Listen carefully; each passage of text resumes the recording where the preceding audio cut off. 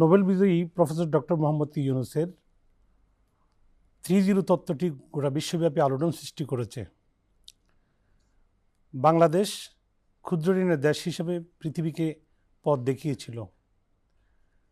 Professor doctor ইউনূসের zero poverty theory আজকের এই সময়ে দারিদ্র্য বিমোচনের জন্য কি নতুন করে সফলতার পথ দেখাতে পারবে?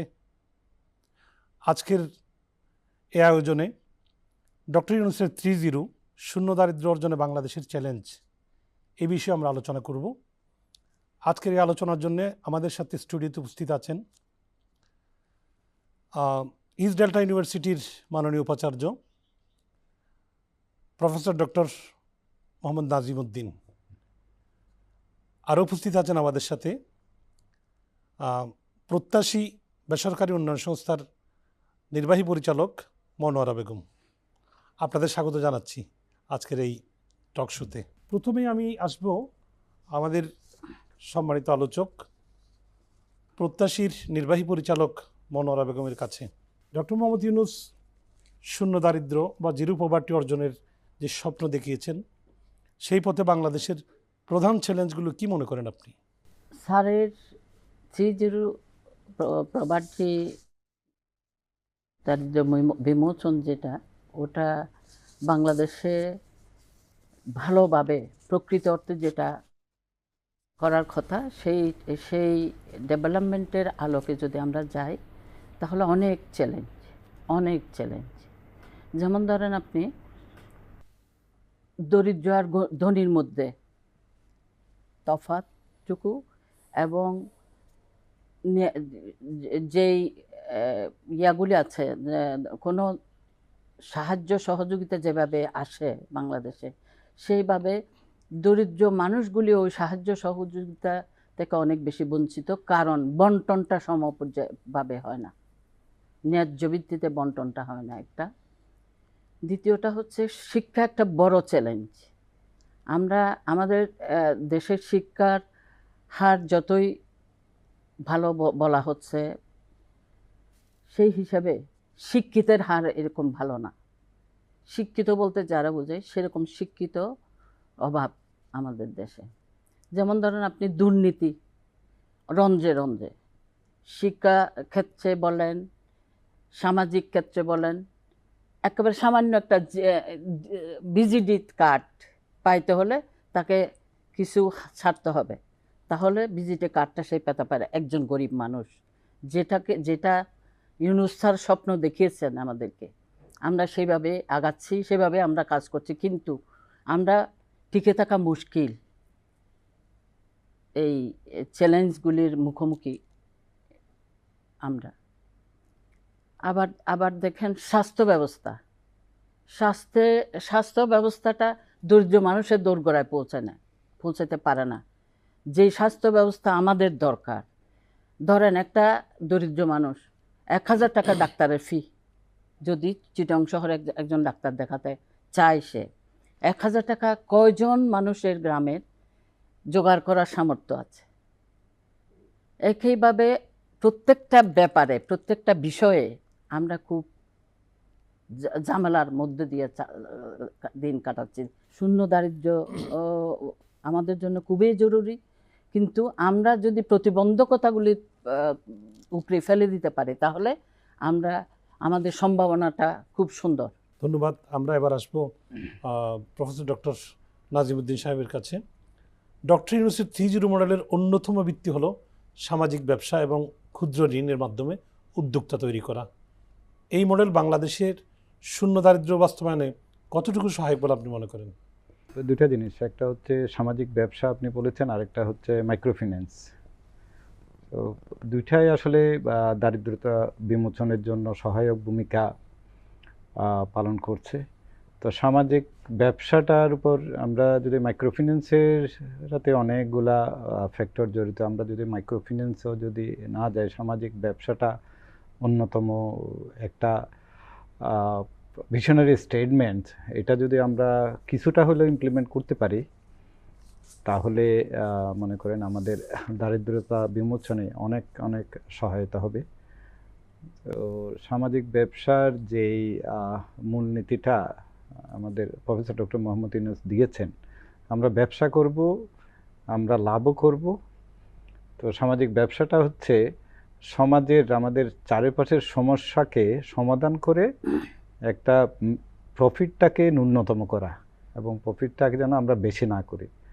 তো এটার সাথে ব্যবসায়ী ইথিক্সগুলো চলে আসে। আমাদের বাংলাদেশে তো আপাও যেটা বললেন, আমাদের সব জায়গায় একটা দুর্নীতি, ব্যবসা করতে গেলেও ওখানে যে যার যার মতো করে লাভ করার একটা প্রবণতা, মানুষকে ঠকানোর একটা প্রবণতা। তো সামাজিক ব্যবসা যদি আমরা ডক্টর মোহাম্মদ ইউনূস স্যারের যদি এই সামাজিক ব্যবসার এই থিওরিটিটা যদি আমরা সমাজে কিছু অংশ হলেও যদি আমরা ইমপ্লিমেন্ট করতে পারি, তাহলে এটা দারিদ্রতা বিমোচনে অনেক অনেক সহায়তা হবে বলে আমি আশা করি। ধন্যবাদ। আমরা আবার আসবো আমাদের মনোয়ারা বেগমের কাছে। জাতিসংঘ 2030 সালের মধ্যে চরম দারিদ্র্য নির্মূলের লক্ষ্যে SDG 1 নির্ধারণ করেছে। আমরা জানি 3-0 ধারণাটি কীভাবে বাংলাদেশের SDG অর্জনের প্রচেষ্টার সঙ্গে সমন্বয় সাধন করতে পারবে বলে আপনি মনে করেন? 3-0 প্রথমটা হচ্ছে poverty, zero poverty, zero unemployment, zero net carbon নিরসন। জিরো প্রভার্টিতে আপনি ভাইয়া বললেন যে সামাজিক ব্যবসা এবং মাইক্রোফিন্যান্স।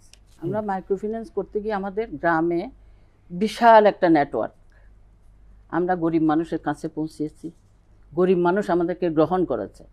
কিন্তু স্যারের যে সুন্দর একটা উদ্ভাবন, একটা পয়েন্ট, সোশ্যাল বিজনেস, এটা এইভাবে মাইক্রোফিন্যান্সের মতন মানুষের দোরগোড়ায় পৌঁছাতে গেলে অনেক কাঠ খড় পোড়াতে হবে। কারণ আমরা একভাবে মানুষকে অভ্যস্ত করে ফেলেছি। মানুষ মাইক্রোফিন্যান্স চিনে, সামাজিক ব্যবসা বলতে আমাদের অনেক কিছু করতে হবে, প্রশিক্ষণ দিতে হবে, ওইভাবে সাজাতে হবে দেশকে, মানুষের কাছে মানুষ গ্রহণ করার মতন এলিমেন্টগুলি দিতে হবে। আমরা বলতেছি সামাজিক বিজনেস এটা একবারে টোটালি একটা ভিন্ন একটা প্রকৃতি, আর মাইক্রোফিন্যান্স একটা অন্যরকম। এটা একটা একবারে স্ট্রং একটা নেটওয়ার্ক তৈরি হয়ে আছে বাংলাদেশে, সেটা একবারে রেডিমেড। এইখানে যদি সোশ্যাল বিজনেসটা ঢুকানো যায়, কনসেপ্টটা মানুষের মধ্যে ক্লিয়ার করা যায়, তাহলে বাংলাদেশের চেহারাটাই হয়ে যাবে অন্যরকম।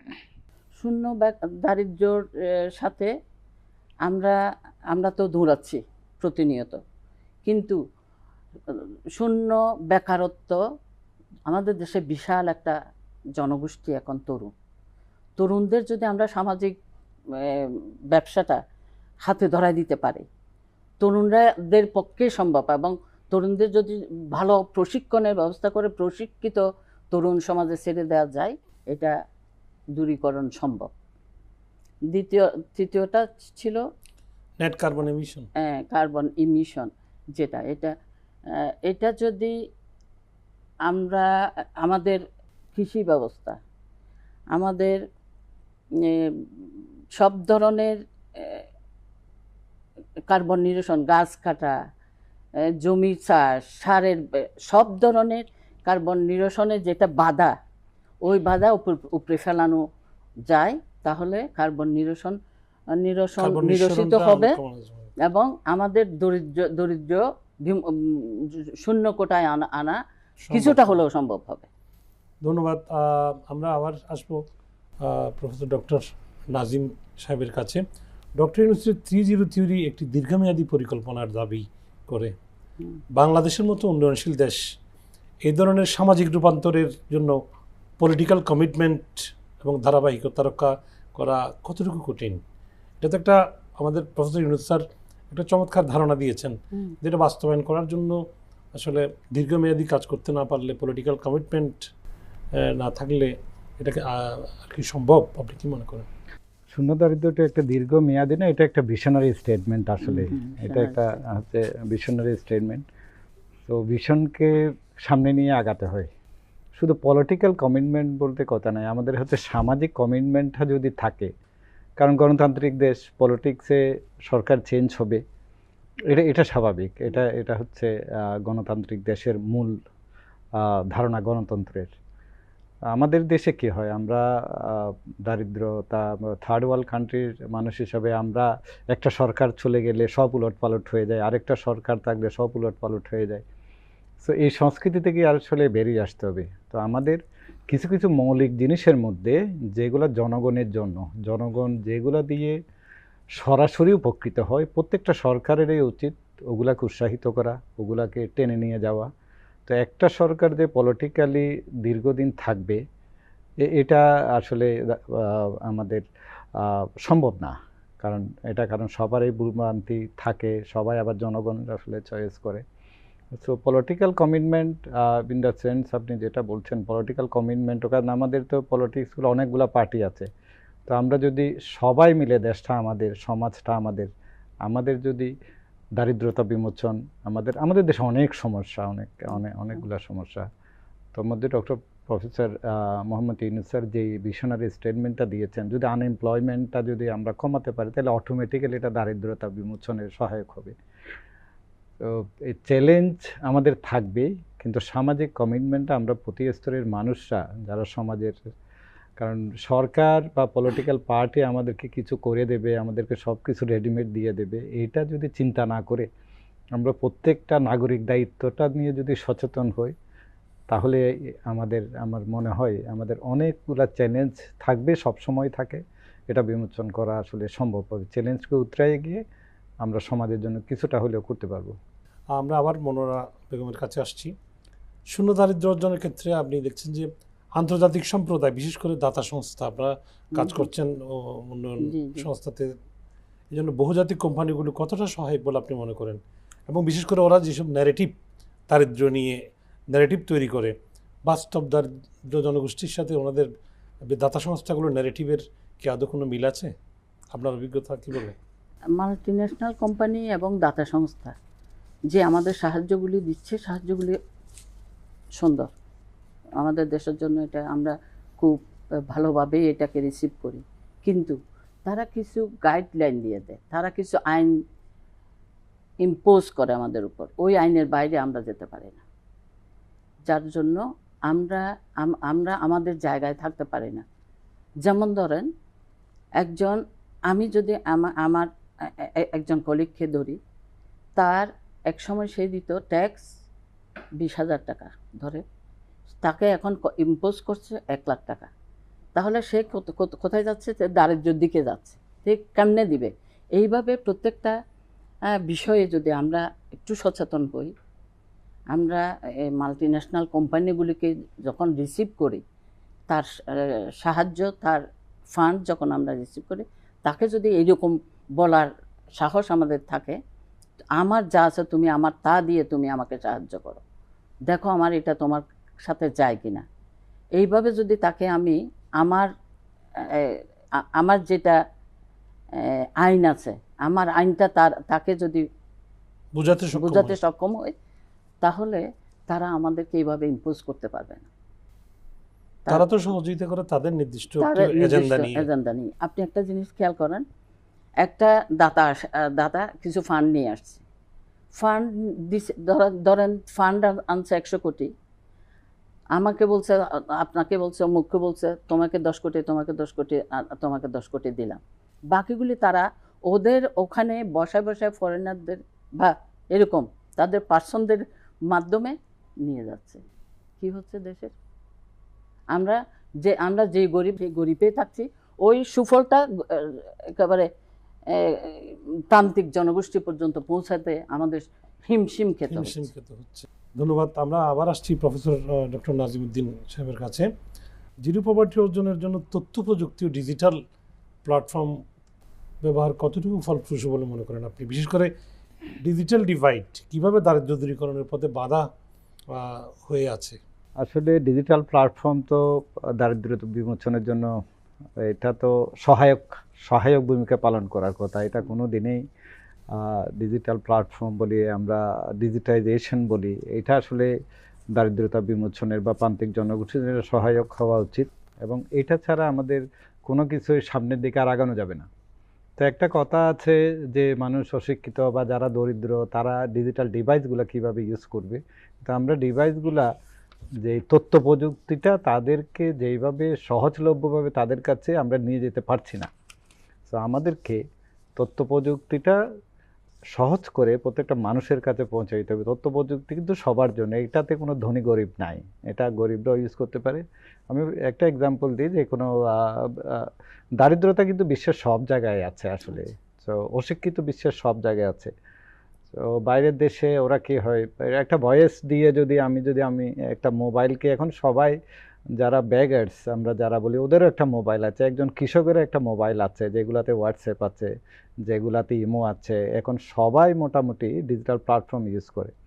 এখন তারা যদি ইনফরমেশান অ্যাক্সেস যেটা বলি, কারণ আপনার যে কোনো কিছুর জন্য ইনফরমেশান অ্যাক্সেসটা একদম সহজ করে দিতে হবে প্রান্তিক মানুষের কাছে, সেই দরিদ্র হোক, সেই একটা ব্যাগার হোক, সে একটা কৃষক হোক, তার কাছে তথ্য প্রযুক্তিটা সহজ করে নিয়ে যেতে হবে। সেই জন্য সহজে যেইভাবে পারে, যেমন সবাই একটা সহজ হতে আমরা ভয়েস কন্ট্রোলের মধ্যে মোবাইলকে যদি একটা ভয়েস দিই, আমি যেটা চাচ্ছি আমার ভাষায়, বাংলা ভাষায় হোক, আমার চট্টগ্রামের ভাষায় হোক, আমি যদি ডিভাইসকে যদি বুঝাতে পারি আমি এটা চাচ্ছি, তাহলে তৎক্ষণাৎ সেই ওই সাপোর্টটা সে পেয়ে যাবে। সো তথ্য প্রযুক্তি আসলে আমাদের সব জায়গায় থাকা উচিত। এটা ছাড়া আমাদের কল্পনা করা, দারিদ্র বিমোচনও কল্পনা করা যাবে না। এই যে ডিজিটাল ডিভাইড যে বাধা হয়ে দাঁড়াচ্ছে বলছে, এই বিষয়টা এইটা আসলে আমরা দ্বিমত পোষণ করি। ডিজিটাল ডিভাইডটা আসলে বাধা হওয়া উচিত না, যেটা বলছিলাম যে আমরা এটা ইউজ করতে হয়তো যেমন পারছি না। প্রান্তিক জনগোষ্ঠী, পাহাড়ি জনগোষ্ঠী কি আমাদের মতো ইন্টারনেট ফ্যাসিলিটিস পাচ্ছে? হ্যাঁ, ওইটা আমাদের করতে হবে আসলে। এটাকে এখন আপনি যে কোনো জায়গায় দেখেন এত ইন্টারনেট এত সহজলভ্য হয়েছে, কিন্তু আমরা এটা করতে পারছি না। এটা আমাদের লিমিটেশন, এটা তো ডিজিটাল লিমিটেশন না। আমরা আবার আসছি মনোয়ারা বেগমের কাছে। আপনি তো একটি এনজিও দায়িত্ব পালন করছেন, দীর্ঘদিন থেকে প্রত্যাশীতে আছেন। জি। বাংলাদেশের গ্রামীণ ব্যাংক ছাড়াও তো আপনাদের মতো অনেক এনজিও কাজ করছে জিরো পভার্টি অর্জনের ক্ষেত্রে। এই যে বাংলাদেশে এত বড় এনজিও নেটওয়ার্ক এবং সোশ্যাল বিজনেস মডেল, এর মধ্যে সমন্বয় করে আসলে কিভাবে কাজ করা যায় বলে আপনি মনে করেন? স্যারের এই মডেলটা সময় উপযোগী, কিন্তু এটার জন্য প্রচুর শ্রম দিতে হবে। কীরকম? আমরা যাদেরকে বলছি business, social business, social business কি আগে জানান দিতে হবে? তো আমি তো জানি না, বুঝি না ভালোভাবে। আমি বুঝি মাইক্রো ফিন্যান্স, আমি বুঝি মাইক্রো এন্টারপ্রাইজ, আমি বুঝি দরিদ্রদের একটা লোন দেওয়ার ব্যাপারটা, এটা হতদরিদ্রদের বলে। কিন্তু আমি ওইভাবে সোশ্যাল বিজনেস বুঝি না। আমি আমার জায়গা বুঝছি, কিন্তু আমাকে যাদের জন্য সোশ্যাল বিজনেস তাদের কাছে নিয়ে যাওয়ার জন্য কি প্রক্রিয়া, এই প্রক্রিয়াটা প্রথমেই ওই প্রক্রিয়ার উপর মনোনিবেশ করতে হবে, এবং ওই প্রক্রিয়ায় যাতে একেবারে গ্রামে একেবারে গ্রাসরুটে তৃণমূল পর্যায়ে পৌঁছে এই ব্যবস্থা না করা পর্যন্ত এই সোশ্যাল বিজনেস আলোর মুখ দেখবে না, সফলতার মুখ দেখবে না। না। আমার ইয়াটা হচ্ছে যে আমরা আগে প্রশিক্ষণ দিব, ওদেরকে দক্ষতা তৈরি করব। ওদের দক্ষতা তৈরি করার পরে বাংলাদেশের এনজিওগুলো তো সোশ্যাল বিজনেস আইডিয়াটাকে পপুলার করতে পারে, গ্রাম অঞ্চলের মানুষের কাছে পারে। এটা তো একটা ইয়া আসতে হবে, এই অনুমোদন, অর্ডার আসতে হবে। অনেকে তো এই কাজটা করছে না, মনে মনে ডক্টর ইউনূসের থিওরি আমরা করব কিনা এরকম বিষয় আছে নাকি? না, এটা যেমন ধরেন আমাকে পল্লী কর্মসহায়ক ফাউন্ডেশনের আমি একজন বড় পার্টনার। তো আমাকে পল্লী কর্মসহায়ক ফাউন্ডেশন প্রথম 1 লাখ টাকা দিয়েছিল, দিয়ে আমাকে বলছিল যে তুমি এভাবে করো। তো আমি ওই তার এইভাবে করার পথ দিয়ে হাঁটছিলাম বলে আমারটা সাকসেসের মুখ দেখেছে। এই সোশ্যাল বিজনেসটাও ওরকম একটা ব্যাপার, যে ওইটা কিভাবে জনপ্রিয় করা যায় ওই পথে হাঁটতে হবে আমাদের। এই বিষয়ে উদ্যোগ নিতে হবে, সবাইকে ধারণাটা ক্লিয়ার করতে হবে। ধন্যবাদ। আমরা সর্বশেষ প্রশ্ন নিয়ে আসছি আমাদের প্রফেসর ডক্টর নাজিমউদ্দিন সাহেবের কাছে। শূন্য দারিদ্র্য অর্জনে বাংলাদেশের তরুণ প্রজন্ম কিভাবে চাকরির পিছনে না ছুটে সামাজিক ব্যবসায় উদ্যোক্তা হয়ে জিরো পভার্টি মিশনে গুরুত্বপূর্ণ ভূমিকা পালন করতে পারে? আপনি তো অনেক তরুণদেরকে নিয়ে কাজ করছেন, আপনার ছাত্রছাত্রীরা সব জেনজি, জি। তাদের উদ্দেশ্যে বা তাদের বিষয় নিয়ে একটু বলেন। না, তরুণরাই তো আমাদের মূল শক্তি, চালিকা শক্তি। তো আমরা খুব লাকি বাংলাদেশে আমাদের তরুণদের তরুণ সংখ্যা বেশি। প্রজন্ম। হুম।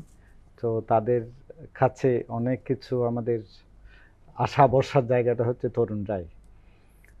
তো তরুণরা যে শুধু উদ্যোক্তা হবে, শুধু এটাও বলতে না, কারণ উদ্যোক্তা হলে আমরা বলি আমরা চাকরি করব না, চাকরি দিব। কাদেরকে দিব? তা কাউকে না কাউকে তো চাকরি করতেই হবে।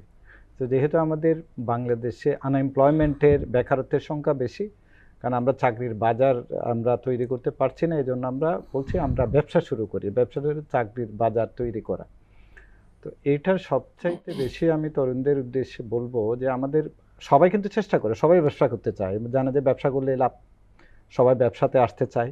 কিন্তু ব্যবসা শুরু হয় আবার তারা সর্বস্ব হারিয়ে অনেকেই চলে যায়, কারণ আমরা ব্যবসার জন্য আসলে তৈরি না। আমাদের স্কিল ম্যান পাওয়ার, আমাদের তরুণদের উদ্দেশ্যে যেটা বলবো, তরুণরা তো অবশ্যই অবশ্যই ব্যবসা করবে, তারা জব ক্রিয়েট করবে, জবের পজিশন ক্রিয়েট করবে, উদ্যোক্তা হবে। উদ্যোক্তা হবে, উদ্যোক্তা হবে। কিন্তু তাদেরকে একটু দক্ষতা অর্জন করতে হবে। একটা ব্যবসা আমরা যেমন আমরা ইসরায়েলটা বিশ্ববিদ্যালয়ে, ইসরায়েলটা ইউনিভার্সিটিতে আমরা ফাউন্ডারি করছি, আমরা এখন চাচ্ছি তরুণদেরকে ব্যবসাটা শিখিয়ে দিতে, কারণ তারা যদি নিজেরা করে হয়তো তারা লস্ট হয়ে যাচ্ছে মধ্যখানে। সো ফাউন্ডারি করা হয়েছে, তাদেরকে যেন ব্যবসা কীভাবে করতে হয় সবগুলো আমরা বিশ্ববিদ্যালয় পর্যায় থেকেও আমরা দিচ্ছি। তো তরুণরা যদি এগিয়ে আসে, আমি একটা জিনিস বলবো, তারা যেন একটা ওয়েল প্ল্যান নিয়ে আগায় এবং একটা ভালো প্রিপারেশন নিয়ে আগায়, তাহলে অবশ্যই অবশ্যই ব্যবসায় সফলতা আসবে। একটু ধৈর্য ধারণ করবে এবং আমাদের বেকারত্বের হার অনেক অনেক অংশে কমে যাবে। অনেক ধন্যবাদ প্রফেসর ডক্টর নাজিমউদ্দিন এবং মনোয়ারা বেগম। সুপ্রিয় দর্শক, এতক্ষণ ধরে আমরা শূন্য দারিদ্র্য বাস্তবায়নের জন্য দুইজন আলোচককে সাথে নিয়ে আলোচনা করলাম। দারিদ্র্য বিমোচনের জন্য, শূন্য দারিদ্র্য প্রতিষ্ঠার জন্য যেমন চ্যালেঞ্জ রয়েছে, এই পথে একদম অসম্ভব বিষয় নয়।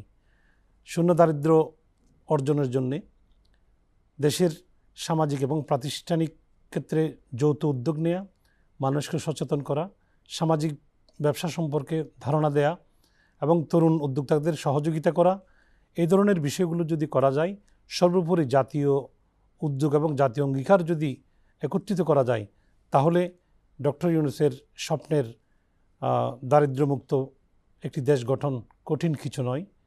ডক্টর মোহাম্মদ ইউনূসের সেই স্বপ্ন সফল হোক, এই প্রত্যাশায় শেষ করছি আজকের অনুষ্ঠান।